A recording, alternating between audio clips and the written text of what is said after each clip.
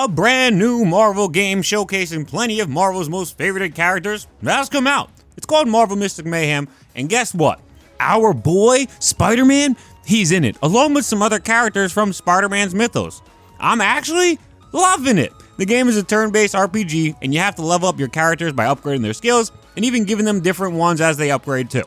The game is made by the same people who actually make Marvel Rivals, NetEase, so if you like Marvel Rivals and you trust them, you might want to give this game a chance. There are literally so many characters in this game, and a lot of them don't even appear in Marvel Rivals yet.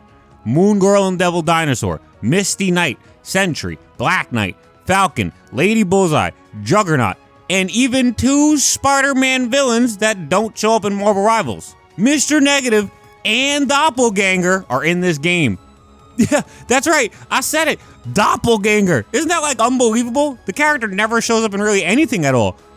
I remember when I first saw this game's trailer drop, I was watching hoping Spider-Man and his reps would be in the game. Now, I was assuming somebody more mystical may show up, maybe Morlun or Madam Web. You wouldn't believe how excited I was when I saw Mr. Negative and freaking Doppelganger as Spider-Man reps for this game. Oh my god, I was floored. Mr. Negative makes sense to me. He somewhat deals in mysticism. He's, in my opinion, the best Spider-Man villain to appear in the Brand New Day era. When I saw he was here, I was pretty hyped, I'm not gonna lie. But Doppelganger? Again, this character is nowhere to be seen. He was around during Maximum Carnage, and then he's rarely seen again after that. The character appears in like a quick cameo in the Spider-Verse film, but now he's a full-fledged playable character in a Marvel video game. Unbelievable! It's literally so freaking cool. And of course, Spider-Man is also a playable character, giving us 3 Spider-Man reps in this game as of now, and 2 more are coming. Both Venom and Green Goblin will be coming out soon, so be on the lookout for me to make a video on that too when they do come out. But if you can choose one Spider-Man character who's not currently slated to be in this game, so not Spider-Man, Doppelganger, Mr. Negative, Green Goblin, or Venom, any Spider-Man character in his entire mythos to be in this game, who would you pick, right? I want to know. And at the end of the video, I'll tell you mine, but please get to telling me who you would pick for this game. Your off balance. Gonna need some help for this one. Ready, guys? Let's go! To continue this video, we're going to continue with talking about who we all love the most, Spider-Man. In this game, Spider-Man is really not important to the story at all. I'm over level 30 right now, and I've played a good bit of the story. The man hasn't really been mentioned once. This doesn't actually bother me, though, because the game's focused on mystical stuff, and Spider-Man's not really mystical. I was actually shocked Spider-Man showed up at all. I didn't think he would guarantee to be here, even though he is the biggest Marvel character. It's magic. Spider-Man's not a magical guy.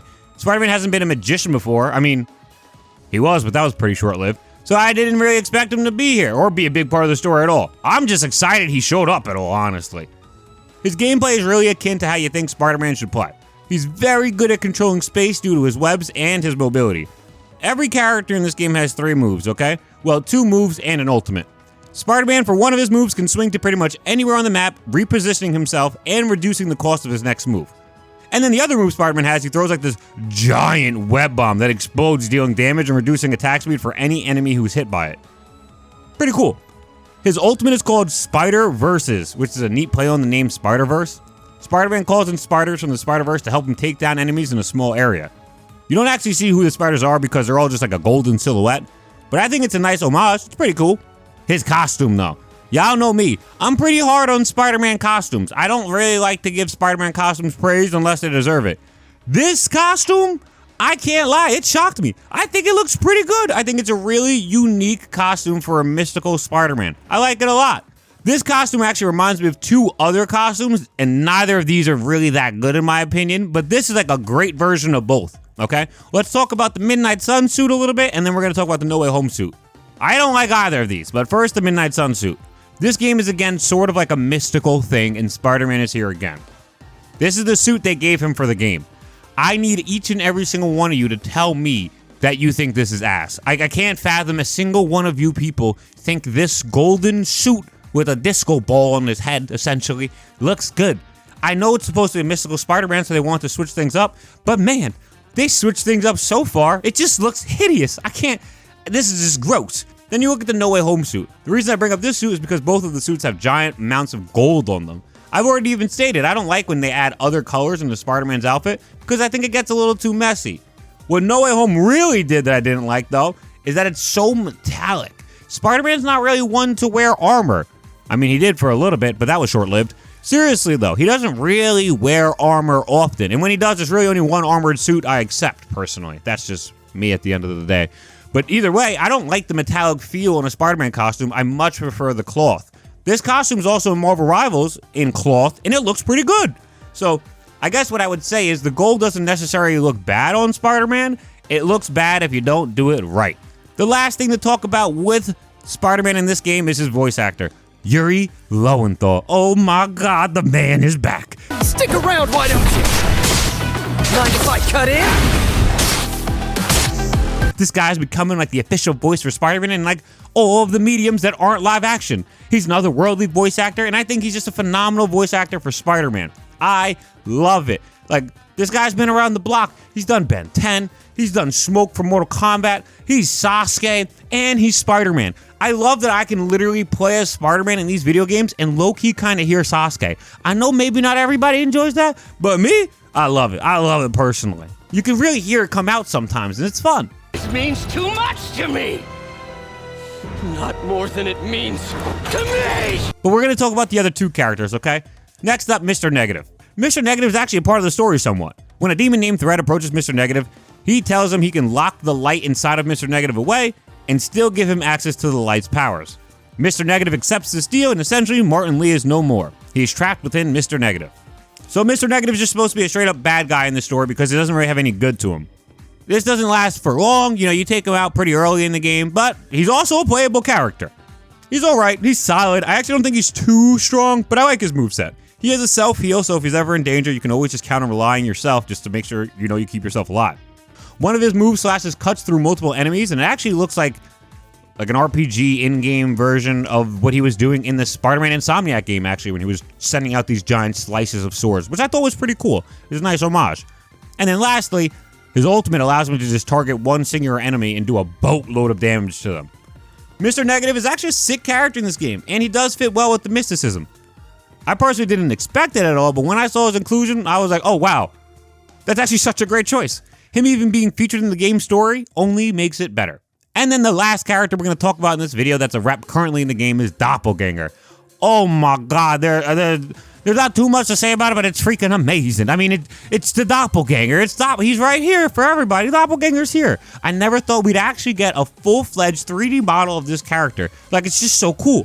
His moveset has him swing like Spider-Man, hitting one opponent and making them vulnerable. He has another move that just slashes a bunch of times in a row to the closest enemy near him, and his ultimate gives him an increased attack speed and reduced mana cost on both of his moves. This character can really dish out damage, but he has to put himself in danger to do so. When you look at the character's story, like, because you can go into the game's story and you can click on them, you can read a little bit, you realize the character doesn't really talk, as you should all know if you know anything about Doppelganger. He just really yells and cries, and he's like, rah, rah.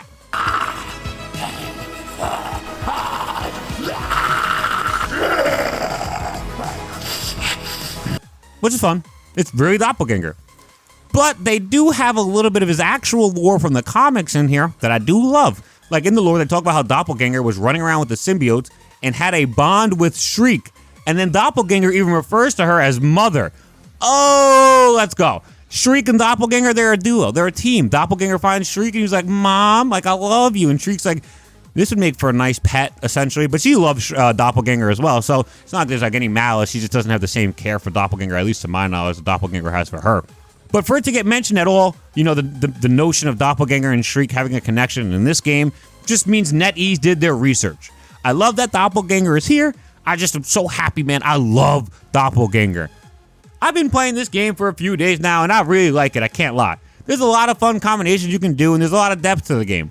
It is a gacha game, so I'm not going to try and convince anybody to get the game because I don't want to convince anybody to spend money on the game. I myself am not even going to spend money on. So you guys, like, do what you want to do. I'm just saying, it's pretty sick. Plus, there's some cool Spider-Man rep in there, man. Like, in a future video, you know I'll be talking about this version of Spider-Man, you know?